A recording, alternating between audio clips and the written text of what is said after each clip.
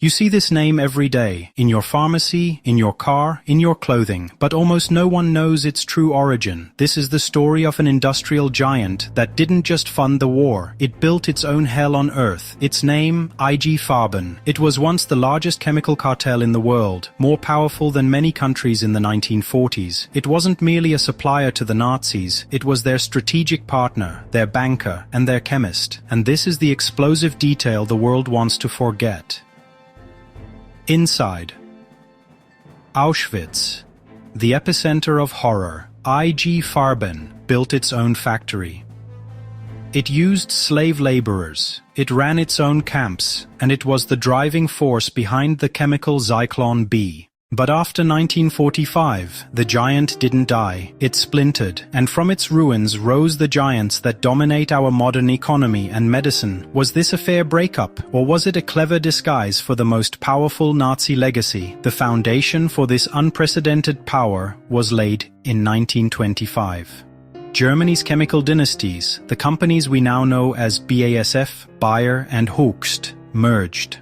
Their goal: to create a global monopoly on dyes, but more importantly, on critical materials needed for war. They were not simple manufacturers, they were the architects of the synthetic age. When Hitler came to power, IG Farben immediately became the NSDAP's most important partner. The partnership was entirely strategic. Hitler needed synthetic rubber and, above all, synthetic gasoline. Without these IG Farben products, a swift war was impossible.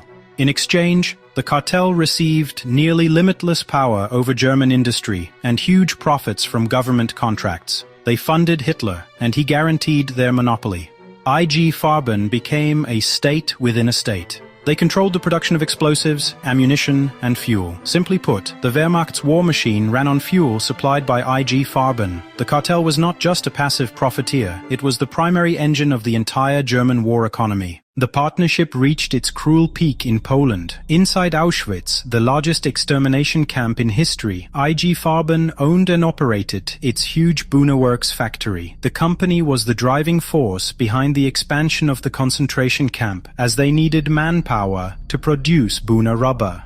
The IG Farben managers were not distant bureaucrats. They were directly involved in the atrocities. They used the slave labor of an estimated 30,000 prisoners. The shocking detail: for each forced laborer, the corporation only paid the SS a small daily fee. Working conditions were so lethal that the death rate in IG Farben's own factories was sometimes higher than in the neighboring extermination camp. Death was a calculated part of the business model. The cartel, through its subsidiaries, also had a direct operational role in supplying Zyklon B. The chemists and managers knew exactly what the poison was being used for. IG Farben was not just a beneficiary of the Holocaust, but an integral part of the logistical and chemical implementation of mass murder. This is the darkest chapter of corporate history. After the war, justice seemed possible. The US conducted the Nuremberg Farben trial against the corporation's top managers, but the result was disappointing. Out of 24 defendants, only 13 were convicted, most receiving relatively light sentences. The reason?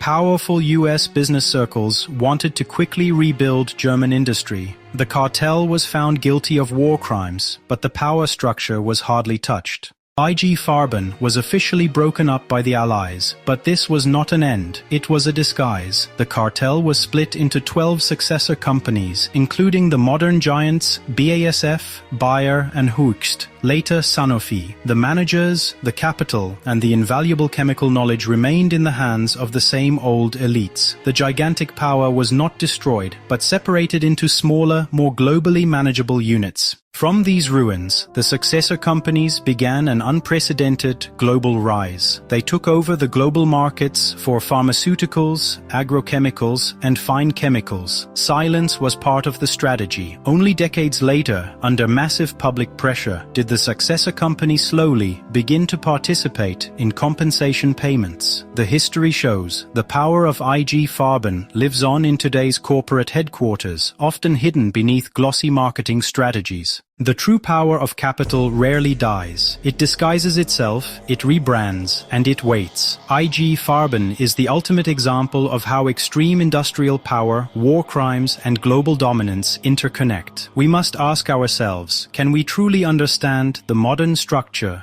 of our medicine, our agriculture, and our economy without knowing its dirty, deadly origin? If this analysis of hidden power structures has shocked you, subscribe to the channel and share this video. Let's break the silence.